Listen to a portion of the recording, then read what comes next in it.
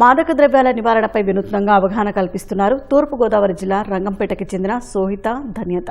నేడు అంతర్జాతీయ మాదక ద్రవ్యాల వ్యతిరేక దినోత్సవం సందర్భంగా సైకత శిల్పాన్ని రూపొందించారు.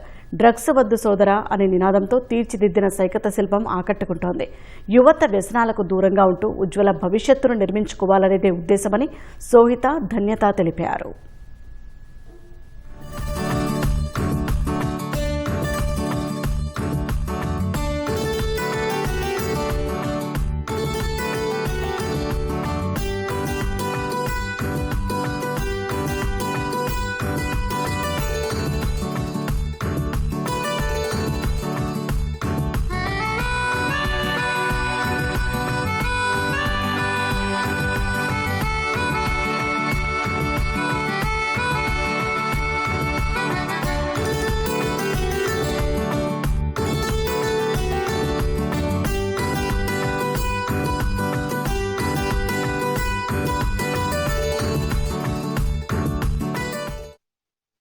మేము గత 6 సంవత్సరాలుగా వివిధ జాతీయ అంతర్జాతీయ దినోత్సవాలకు ఆయా అంశాలపై ప్రజలను చైతన్యవంతం చేయడానికి మా వంతు కృషిగా సైకత శిల్పాల ద్వారా కృషి చేస్తూ ఉంటాం.